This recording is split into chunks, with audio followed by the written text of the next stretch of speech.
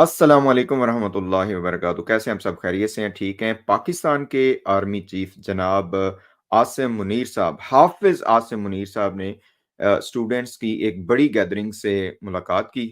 सुना है कि वो लाया गया स्टूडेंट्स को या जो भी हुआ वो प्लान किया गया और उसमें वो भी आए और जो आईएसआई के चीफ हैं, क्या नाम है उनका, जो उनके साथ के जनरल हैं वो भी आए और बाकी लोग भी, कुछ सहाफ़ी भी थे, समी इब्राहिम साहब ने इस पे बात की है, बाकी भी लोगों ने, सोहराब बरकत ने भी, बाकी लोगों ने भी। गुरेदा फ़रीकी साहबा ने इस पे काफ़ी अच्छा ट्वीट किया है। मोईद पीरज़ादा साहब ये फरमा रहे थे कि बड़ी मेहरबानी की उन्होंने कि जनाब ज़बरदस्त तरीके से ये ट्वीट में बता दिया कि बड़ी ही कैंडिड, ओपन डिस्कशन की गई है जनाब आसिम मुनीर साहब की तरफ से। बहरहाल काफ़ी सवालात किए स्टूडेंट्स ने उनसे। पहली बात तो ये कि एक अच्छी बात है, शुरुआत है। बहुत से लोग इसके ऊपर अपोज़िट पॉइंट ऑफ व्यू भी रखते हैं कि इस वक़्त आर्मी चीफ़ को या उनके जो साथ वाले हैं उनको इस तरह की पीआर कैम्पेन्स करने की ज़रूरत क्या है? और सबसे बड़ी मज़े की बात ये है कि इनको पता है, आर्मी चीफ़ साहब को भी पता है, चीफ़ जस्टिस ऑफ पाकिस्तान को भी पता है, बाकी पार्टीज़ को तो पता ही पता है कि इन्होंने क्या गुल खिलाए हैं पिछले 2 साल में और जमहूरियत का राग अलापते हुए किस तरीके से इन्होंने कला-कमा किया है जमहूरियत का। यहाँ पे बहरहाल काफ़ी सारे सवाल, इस पे मैं बाद में प्लान कर रहा हूँ कि वो सारा ट्वीट आपके सामने जो गुरदा फ़रीकी साहबा ने किया है उसको हम डिटरमिन करें। लेकिन जो बहुत ही प्रोटोटाइप चीज़ है वो ये है कि इनसे पूछा गया, जो आर्मी चीफ़ हैं, कि आप किसी को भी 5 साल की मुद्दत क्यों नहीं पूरी करने देते? ये आपके आइन में लिखा हुआ है। और अगर आप जमहूरियत का राग अलापते हैं और आप कहते हैं जी जमहूरियत ही सबसे बड़ी, जो भी इन्होंने गाने गाए हुए हैं, अवाम ही सबसे बड़ी ताकत है, तो कम से कम अवामी नुमाइंदों को काम तो करने दें। तो उन्होंने बड़ा अच्छा जवाब दिया। उन्होंने कहा जी कि अगर कोई मुल्क दुश्मन काम कर रहा हो, तो फिर हम उसको कैसे 5 साल पूरे करने दें? अशके भी अशके ते बस हुण असीं की करिए थे, सदके भी सदके। अब ये देखें कि जो भी सियासी वज़ीर-ए-आज़म आता है, वो सारे, मुझे लग रहा है सारे ही मुल्क दुश्मन हैं। बेनज़ीर मुल्क दुश्मन, नवाज़ शरीफ मुल्क दुश्मन, जो ये हैं इमरान खान मुल्क दुश्मन, बाकी सारे मुल्क दुश्मन, तो मुल्क को हिफ़ाज़त करने वाले कौन है जी? माशाअल्लाह, एस्टेब्लिशमेंट। बड़ा अच्छा जवाब दिया बहरहाल ये। मेरा ख़्याल है कि अब इनको कह देना चाहिए जितने भी लोग हैं कि भाई हम लोग ही हैं जो हम करेंगे, बाकी किसी को भी वो डमी रखने की ज़रूरत क्या है? नंबर 1। नंबर 2, और भी इन्होंने बड़ी बातें की कि जी बाकी जगहों पे जहाँ पे भी ये तहरीक अदम एतमाद आती है, इंडिया में आई तो खामोशी से उन्होंने एक्सेप्ट किया। फिर यूरोप का भी जो है ना वो मुवाज़ना किया, यूके का भी किया। क्या कहें यहाँ पे, अब हम क्या कहें? आपको भी पता है, कहते हैं जी हमने तो नंबर पूरा कर दिया था। तो पहला जो मेरा इसमें पॉइंट ऑफ व्यू है वो ये है कि इन सबको पता है, आर्मी चीफ साहब को भी, जैसे मैंने कहा चीफ जस्टिस को भी, बाकी सबको, कि क्या, मैं समझता हूँ कि ये फ्रॉडुलेंट एक्टिविटी के तहत ये सारा कुछ किया जा रहा है। क्या किसी को नहीं पता कि इमरान खान के खिलाफ जो तहरीक अदम एतमाद थी, उसमें जो लोटे इस्तेमाल किए आप लोगों ने, वो किस तरीके से किए? क्या ये आईन पाकिस्तान के मुताबिक था? क्या ये इन पार्टीज़ के आइन के मुताबिक था?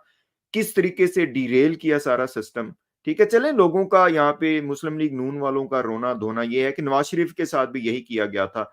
हुआ होगा, ऐसा ही होगा, इमरान खान साहब ने मिलके ये किया होगा, लेकिन अब जो नवाज़ शरीफ कर रहा है, अब जो नून लीग कर रही है, क्या इन्होंने कोई सबक नहीं सीखा? फिर ये इनके हाथों में क्यों खेल रहे हैं?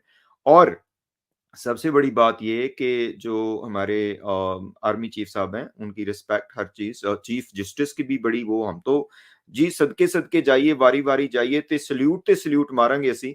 अब सबसे गुज़ारिश ये है कि जब अब यूके, यूरोपियन कंट्रीज़ और बाकी वो करते हैं, तो कम से कम इतना देखें कि वहाँ पे जो उनकी पार्टीज़ हैं, वो किस तरह एक्ट करती हैं।